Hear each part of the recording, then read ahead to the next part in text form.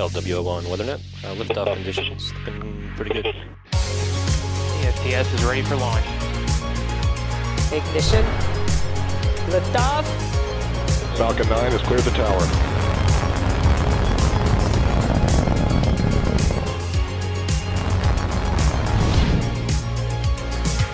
Ten, 9, 8, Side booster ignition. 6, 5, 4, 3, 2, 1.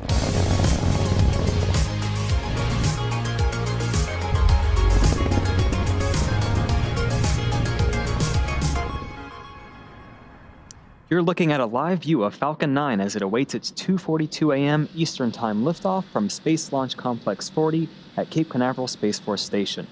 Hello and welcome to the live webcast for our 27th Starlink mission. My name is Michael Andrews and I'm a supply chain supervisor here at SpaceX.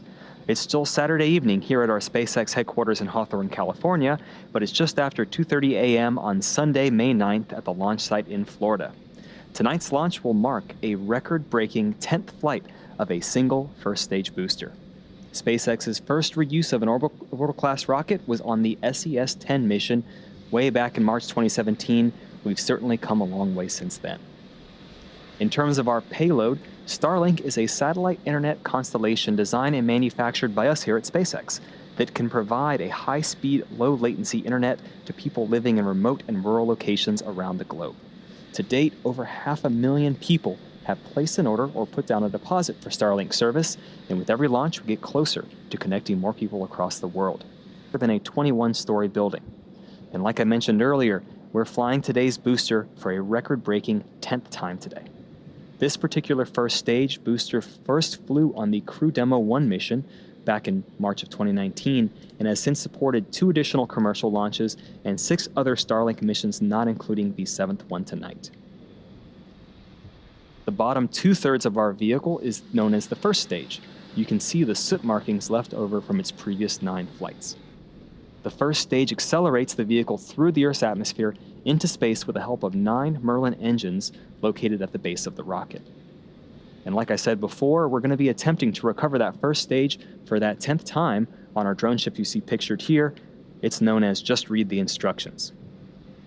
Going further up on our vehicle, you'll see a black carbon fiber interstage ring, and on top of that is that white Falcon 9 second stage, which has a single Merlin vacuum engine. We call it the MVAC engine.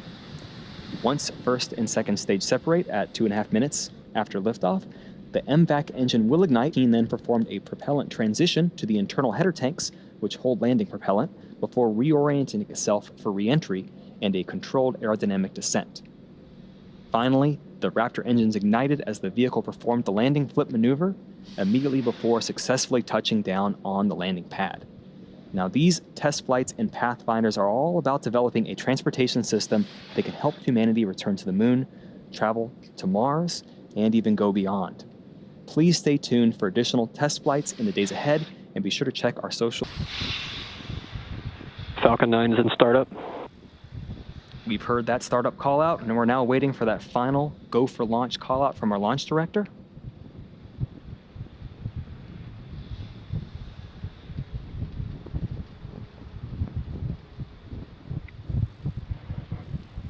Falcon 9, Starlink, LD's go for launch.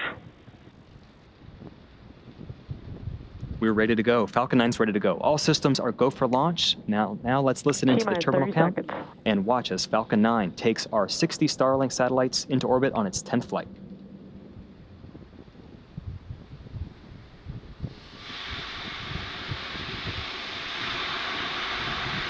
T-minus 15 seconds. 10, 9, 8, 7, 6, 5, 4, 3, 2, 1, 0. Ignition and liftoff. Let's go socket for number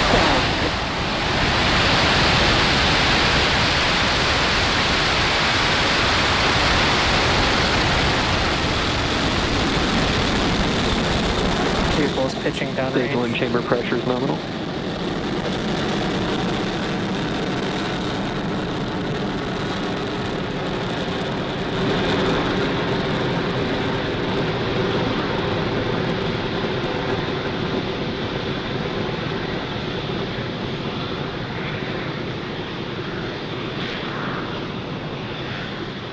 All right, Falcon 9 has successfully lifted off from Pad 40 at Cape Canaveral Space Force Station, carrying yet again another stack of 60 Starlink satellites to orbit.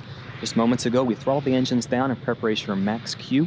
That's the point of maximum aerodynamic pressure, occurs right after we go supersonic.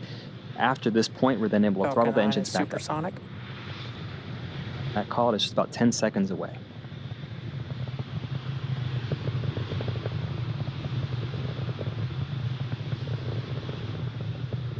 Max Q. We've successfully crossed the max Q threshold. We're throttling our Merlin engines back up. As the atmosphere gets thinner and thinner, the stresses on the vehicle continue to diminish.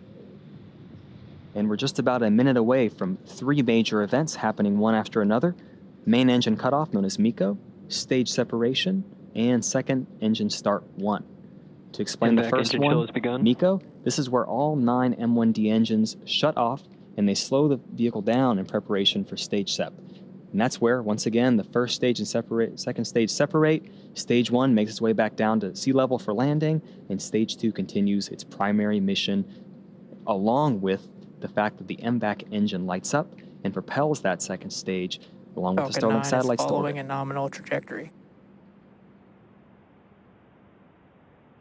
We're 30 seconds away from those events.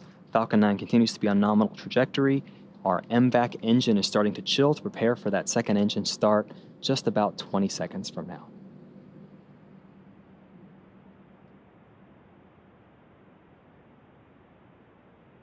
And shortly after these 3 events, our fairing will deploy and expose the Starlink satellites to the vacuum of space.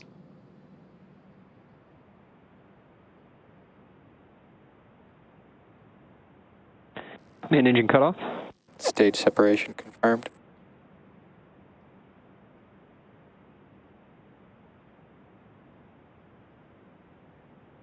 MVAC ignition. All good news so far. The 9 Merlin engines have shut down. Our first and second stages are heading their separate ways, and our MVAC engine has begun burning and will continue to do so for about the next 6 minutes. Just a few Stage seconds 1 away. FTS has saved. A few seconds away from that entry burn. Stage 1 entry burn startup. And you can see that plume is starting to expand as the other 2 engines begin to fire.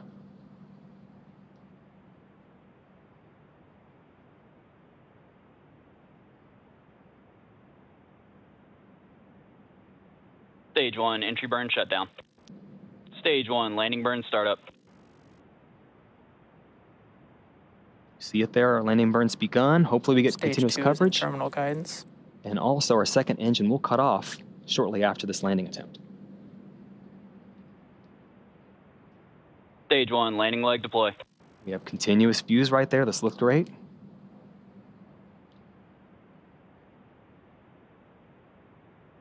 Stage 2 FTS is saved. And there you have it. We have a confirmation of a successful 10th landing of this booster and the 83rd overall successful recovery of the Falcon 9 first stage. Very exciting. This booster gets to live again. In terms of the second stage, we're waiting for that second engine to cut off.